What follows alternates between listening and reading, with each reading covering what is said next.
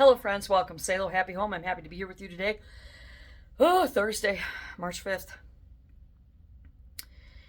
I'm starting a new project. I'm replacing all of the bird baths and all of the bird feeders in our yard because they're all just so busted up and nasty and worn. Oh, so we had to go out and choose bird feeders, and they've got all kinds of them. And yeah, I picked some metal ones.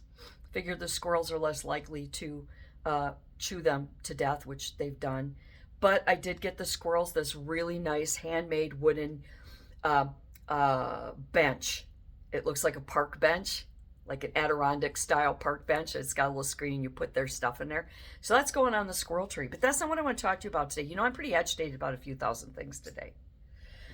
I'm agitated about lawmakers and legislatures. And it starts with the Minnesota legislature is getting all of their, rules and regs and things that they want to change in place because the legislative session, I believe, should be beginning or bending, or they're getting ready to start one. And everything is about ICE. Everything is about woke. Everything is about their being victims. Nothing in there is about their accountability for the massive widespread theft of our Minnesota tax dollars. Now, I was born and raised in Minnesota. I am a born-bred American, 1,000%. And I am a tax-paying, law-abiding citizen like many, many, many others here, and we want our tax dollars back. Don't you give those illegal Somalis our reparations. We need the reparations because they have continued to live off of our tax dollars. They've gotten enough of them. Where's our reparations? Where is our restitution? Where is our justice? Nothing in the new legislative session is about the legislators and their accountability. Nothing in there about taking to heel and bringing to justice rogue judges, woke prosecutors, and bought and paid for state's attorneys, mob style bought and paid for. Where's our justice for that? There was a story online today about a guy named Abdul Jala in Virginia. He is a chronic repeat offender. I think he's actually been convicted of murder. But the prosecutors there continuously let him out, and he continuously continues to cause great harm and loss of life to the native Virginians there, the law-abiding tax-paying citizens who pay those prosecutors paychecks, because they keep letting him out. And they said, oh yeah, we've got an extensive, quote unquote, extensive history with him. We know him, we know his background, we know what he's capable of, he's habitual, we know that. Oh, really? So why did you not keep him in jail? Why did you let him out on this latest murder charge? And you know what this woke prosecutor said? Well, I think there was a witness, but, he didn't have a mailing address. He tends to choose victims that, that don't have mailing addresses. Are you kidding me? What planet did that transmission come out of? Because it certainly wasn't Earth. So in this woke prosecutor's brain, if you are going to be a victim of a crime or a witness to a crime, you are required to have a mailing address, or they're not going to get you justice.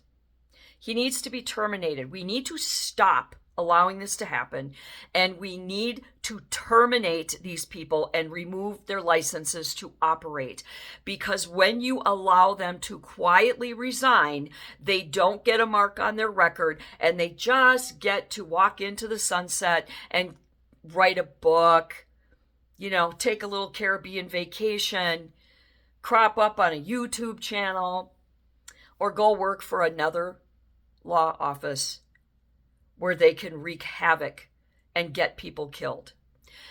That prosecutor must be held accountable by termination, revocation of his license from the Bar Association, and he needs to be charged with, at the very least, manslaughter, because just like a Renee Good getting behind the wheel of her car and attempting to kill somebody with that car, you turn that car into a lethal weapon. It is the same thing when you turn a lethal human out into the public and let him kill more people. That's why high echelon in militaries are charged with war crimes all the time. That is why Pamela Smart, among others, is spending life in prison, because they used another human being as a lethal weapon. And when you put a lethal human out on the streets and they rape, murder, pillage, and harm the public, you have let a known lethal weapon out onto the street. And it is no different than giving a toddler a loaded handgun. There are parents in jail because they had guns hiding in their mattresses or hiding in their closets, and their little monkey toddlers got a hold of them and shot somebody. The prosecutors are no different.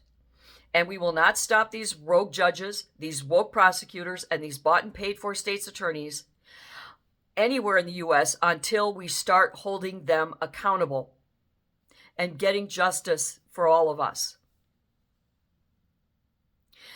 Because even if you're not directly affected by the crimes that for example, Jalloh has committed, he is making the streets considerably less safe.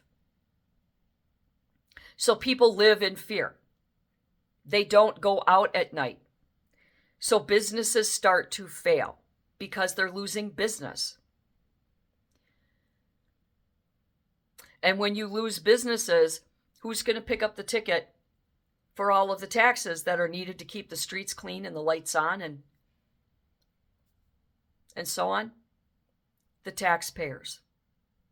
It is a vicious cycle, and it all comes back around to the greatest, largest victim pool in the United States, the law-abiding, tax-paying American.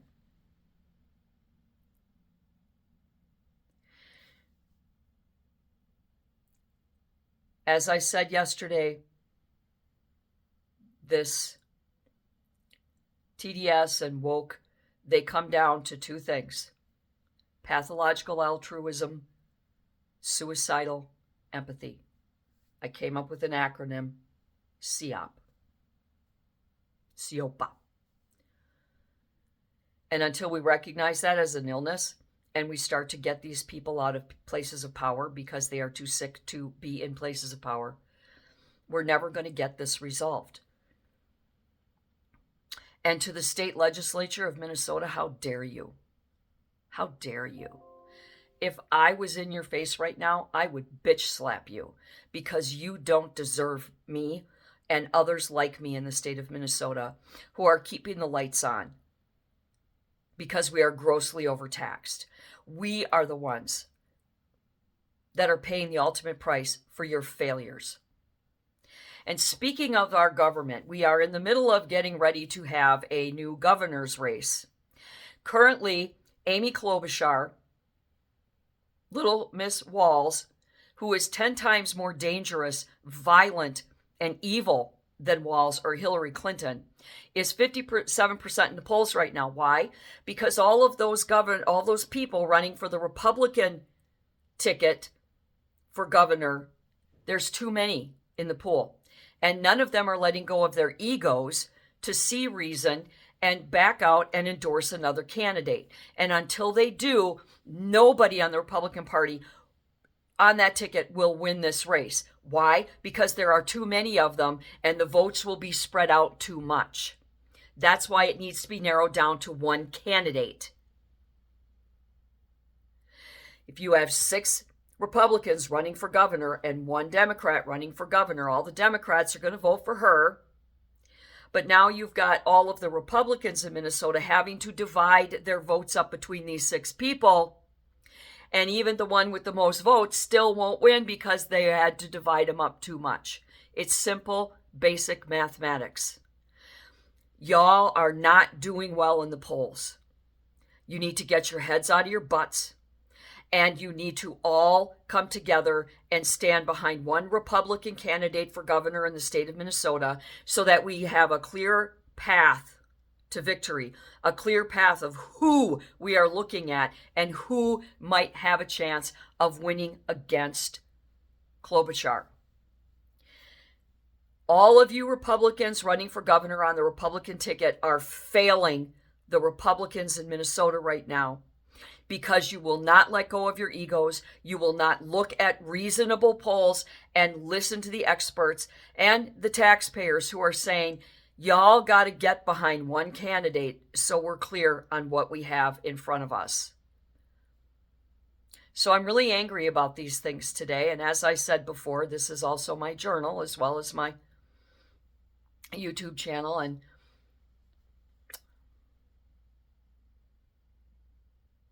there's issues at work, not with me, with work. Part of the woke policies, the lies, the cheating, etc. We're going to learn more about that today. I can't really say much more, but it's really distressing. So, I'm a bit stressed today. But when I hear that prosecutors make excuses like, well, didn't have an address, that's why prosecuting offices hire full-time investigators. And anybody with a brain the size of a pea would know how to find somebody without a mailing address. So that just shows you the level of incompetence in the prosecutor's office in Virginia and why they really all need to go. So yeah, there's where I'm at today. I need my coffee. I need to relax. And until next time, do good and be good.